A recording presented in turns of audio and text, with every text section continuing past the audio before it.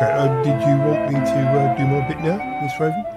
Well, since you're in the studio, PC Unwin, I'm thinking you might perhaps want to join in. We are accustomed at Wessex Police to a proper introduction to the boys and girls. I got confused for a second because you look almost exactly like my co-host can. I think gentlemen of a certain age all look a little bit like. But there we go. Anyway, evening all. You're like brothers from PC another Unwin mother. here, Wessex Police, beach safety, and I want to have a word to all you hip kits and cats out there about all your mind-expanding activities on the beach. I know some of you have been taking to reading books, sitting on the beach in the sun, expanding your mind that way, but we want to make sure that you do it safely. It's like looming. It should only be done under the supervision of an adult. Certainly if you're reading something fairly weighty, like The Handmaid's Tale by Margaret Atwood, or 1984 by George Orwell, any kind of dystopian fiction, you probably need to make sure you've got some sort of adult supervision. If I or any of my colleagues, WPC Strangelove, for example, should come along and find you in possession of these materials, we shall be checking that you have a signed note from a responsible adult saying, yes, you're okay to read dystopian fiction. Dystopian fact, of course, is perfectly okay. That's right. If you've got a newspaper, that's absolutely fine as well. I think while we're in Miss Raven, I'd like to also say about the forthcoming Airshow. Right, okay. And safety in the Airshow. If you find yourself confronted by an aircraft that has broken away, be very careful not to stand directly in front or behind of it. If you stand in front, you might get that swirly thing going around that could be very dangerous, or you might get sucked in. And if it's what they call a jet aircraft, you can tell then they're a lot noisier, and you might find you get standing behind it, you get a blast of what is technically known as hot gas coming out. So be very careful about that. No, nobody wants the hot gas. Indeed, nobody wants that kind of level of hot gas. I mean, No. you think that will leave a mark. think your friend Brian might be able to produce a lot of hot gas. Believe me, it's nothing compared to a jet engine. I'm thinking about the level of hot gas produced by a certain Viking that I know. Indeed. Well, we'll deal with that at another time. In this jet plane, obviously. I think one of the things that we also need to be aware of, if it is wet and raining, the air show will take place indoors. It will be inside the BIC, but obviously there'll be a much reduced programme as these aircraft have to fly around, and many you might find will not be moving at all. The other problem we foresee possibly with the air show is that it might attract into the town the wrong kind of aircraft. There might be some very dangerous ones coming in. Some are very morose, miserable Fokkers, as we can call them, coming over from the continent. Not just Frenchmen coming over on hoverboards across the channel.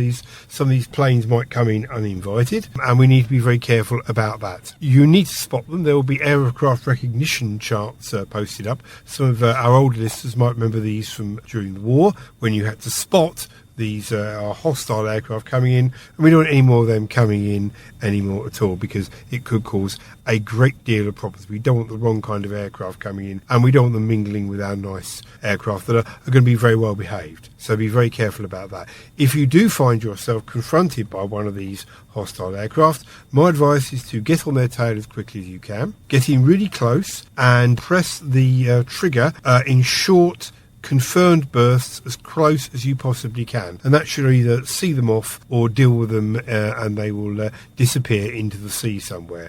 If you can, get the sun behind you and dive on them from a height, I would say can't really manoeuvre, and that's the best way to deal with these Fokkers. And indeed, many of these Fokkers will probably be Messerschmitts as well. So that's about it. So just keep them peeled, stay safe out there on the beach, and just be aware about the air show. Well, thank you very much, PC Unwin. That's great information to have, definitely, especially with regards to avoiding all those Fokkers. Indeed. I think you've got to be very careful with some of these planes at the air show. Never return to an aircraft once lit, and you should never fool around with aircraft at all. No. Unless, of course, you're in the RAF, in which case you get paid to do it. But they are trained. Yes. It's very important to be trained when you do this sort of thing. Absolutely. Indeed, PC Unwin.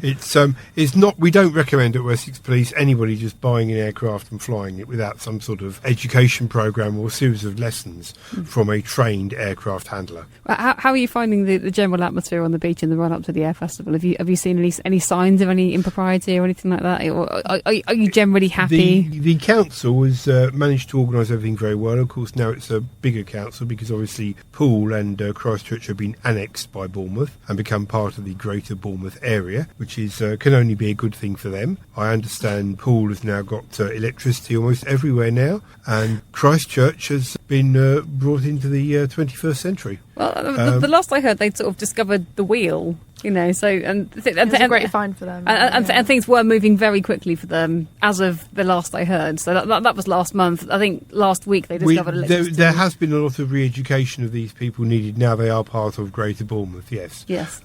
Electricity certainly took a lot of getting used to for the people of Poole. Yeah, just wait till they find out about the internet. Well, some of them have already found out about the internet. And another thing I would say, boys and girls, it's not big, it's not clever to download pictures of Kylie Minogue and then sell them to your school friends at the school gates. You shouldn't be doing that at all. Well, it's definitely not big.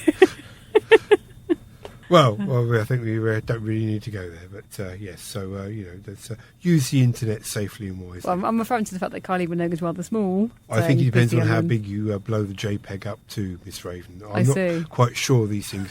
My colleague WP. I did wonder where that sentence was going. It sounds like you're speaking from experience. It really does. My colleague WPC Strangelove knows this. She's got a website that she has to study for police purposes, which is called www.picturesofgarybarlow-in-his-underwear.com. And she spends a lot of time monitoring this to make sure it is being properly policed. She's very interested in that particular site and protecting Mr. Barlow from people that may seek to.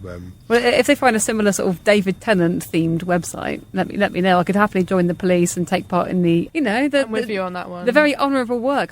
Good taste, very good taste. I'm not sure there is one. We must protect the wider public, of course, from these scourge on society. I'm sure people with these smart telephones, the ones that don't have a wire on, you might be able to find out how these things are. But there we go. Well, there you go. Well, I shall certainly keep my eyes peeled. Keep them peeled.